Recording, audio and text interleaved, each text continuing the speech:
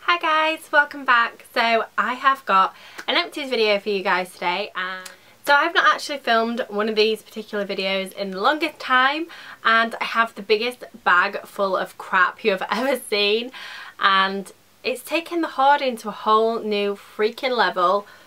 So eek. That's just not normal, and you can just hear stuff like rattling around. So we're going to get rid of all this crap, and I'm going to tell you guys if I'd repurchase the stuff or if I wouldn't, if I already have, that kind of thing. And there may be a few things in here that I might not actually remember, so bear with me. So the first thing I have is the Bumble Creme de Coco Tropical Riche Shampoo, and this is with coconut oil.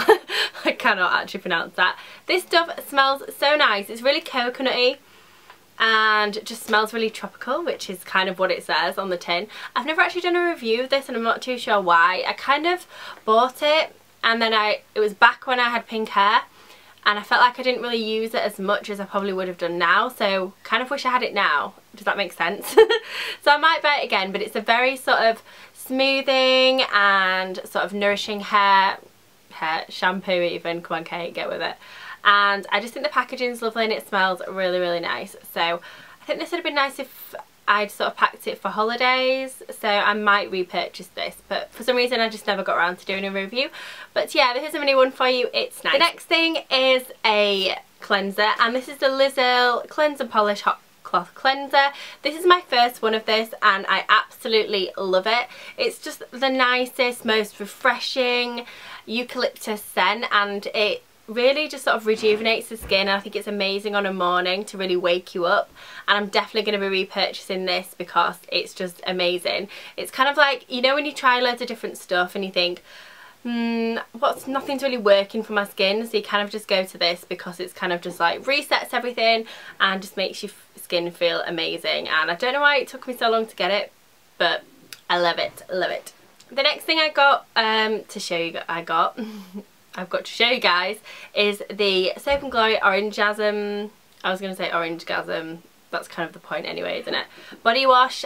And this stuff, I wasn't too keen on the scent at first, but it kind of grew on me, and I find it's quite a fresh, invigorating scent, and I always love Soap & Glory body washes, so this one is a really good one to get if you like a bit of more zesty kind of scent. And the, is it Sugar something? It's Sugar Crush, I think it's called.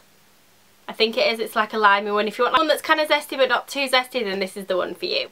The next thing I have is the Bumble BB Thickening Dry Spun Finish. I think this is probably the best of all the dry texturising sprays in my opinion. I've tried low end ones, I've tried high end ones, and this one just seems to be the creme de la creme for me. It adds a really nice amount of gritty texture and oomph and sort of volume, but at the same time it doesn't weigh your hair down or sort of collect in the hair and sort of leave like a film or anything like that. I find it quite easy to brush out as well, and I've already repurchased this.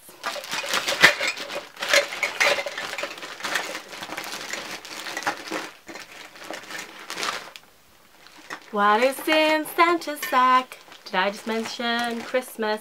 Oh, what the hell is that in the bottom of here? Oh, it's all wet. Oh, what the hell is that? I'm scared. Okie dokie. I have the Roche-Posay Serozinc. I have not used this in nearly a year. Like, no, surely I have not been collecting stuff that long. It's basically zinc sulfate in a can. I think there's a tiny bit left. I don't know if it sprays. It's spraying? No, it's kind of not doing it. So yeah, basically this is what I'd call a toner, and it's kind of like one of these hyped up products that you can't actually get in the UK. I got mine on eBay. Yeah, so this is kind of like your toner where you sort of spray it, and it's really cooling, soothing, and it's meant to be really good for your skin. I didn't find I had too much of a difference with it. I might need to repurchase it again just to sort of see, but it's kind of like a bit of a glorified solution in a can, if I'm honest. You can get other La Roche-Posay toners that are just as nice. Another La Roche-Posay product, and it is the Effaclar Duo Plus Corrective Unclogging Clear, Anti-Imperfections, even Anti-Marks. I've been through 3 of these. I had about 2 of the original formula, and I'm on my 3rd tube of this. so obviously I like it. I find it so good at getting rid of sort of blemishes and kind of keeping them at bay, but also that horrible scarring that you get post-spot after you've had a good squeeze. This is really good at getting rid of those marks and kind of getting rid of any scars that are left, and it's really good at evening out the skin tone. And I find I get these like little bumps on my cheek that kind of look a bit like pimples in the light, like it's got blemishy, and it's really good at getting rid of those as well. So my texture of my skin just feels so much better, so definitely worth a try if you have oily, sensitive, blemish prone skin. Next I have a funny one. It's Hydraluron, which everybody sort of raves about being this amazing, sort of hydrating, weird skincare edition, and I did not think it was as good as people made out. I didn't feel like it made that much difference to my skin. I found when I applied it, it did make me feel like instant hydration, but I don't know if that's just like the consistency and the temperature of the product. Like I find it's quite a cooling product, and I don't know whether I thought maybe it was working because of the sort of feeling it gave me, but overall I didn't really feel like it made that much difference to my sort of routine or anything like that. So I don't know whether it's sort of more suited to drier skin. I don't know. I think it's kind of one that you kind of have to try and see for yourself. Some people find it has this sort of amazing effect on their skin. Me, not so much, unfortunately, so I probably won't be repurchasing that. Something has definitely leaked in here and I don't know what it is. Ugh. Okay, this is so gross. So I have the NARS Radiant Creamy Concealer, this in the shade Vanilla. Already repurchased it. Holy freaking grail concealer. It's so smoothing. I've got my next one here. It's so sort of smoothing, and it's just like the perfect colour, and it covers blemishes but also lifts the under eye area. I think it's a great multifunctional concealer, so you don't kind of have to use two different ones, and I'm definitely going to repurchase again because I think my next one's nearly empty. Then I have the Anastasia Beverly Hills Brow Wiz. This is in the shade Ash Blonde, which is now Taupe, and I've already repurchased this. Think it is amazing. It is, seriously, there's so much stuff on it. Oh, it's so greasy.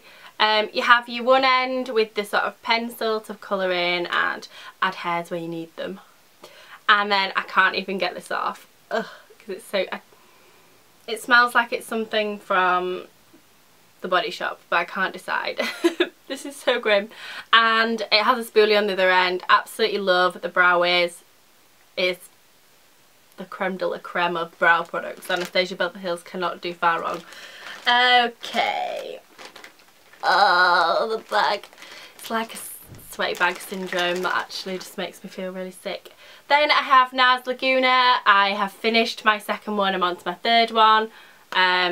It's got like a tiny bit left. I suppose I could still use it, or might give it to my mum to try out before I buy it and probably wipe it. Now I have two mascaras. The first one is the YSL Shocking Mascara, and I really like this because it's one that you can really wiggle into the eyelashes and get a really nice amount of length and a nice amount of volume. It's not my favourite, but I do really like it, and YSL mascaras are usually quite good. This one, definitely not going to repurchase, and it's the Smashbox Full Exposure Mascara. This will explain why. Look at the size of that wand, and nearly just like, it is the most ridiculously sized wand ever. You know, great for getting, you know, a few lashes here and there. The bottom lashes, you literally just get lines everywhere. It's just no. It's too much of a faff. No, do not buy this. My last mascara is the Bourjois Volume 1 Second Mascara. Absolutely love this. I'm on my second tube. I absolutely adore it. Perfect length, perfect volume, perfect layering technique, non-crispy, non-clumpy, amazing, amazing, amazing, amazing. That is the entirety of this hair bag. Now this is all going straight in the bin, washing my hands because I don't know what's leaked on it, and it's really concerning me.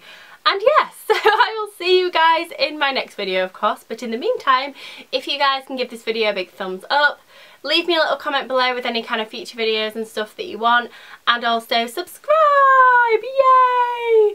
I'm feeling a little bit hyper, so I'm going to go now. Bye!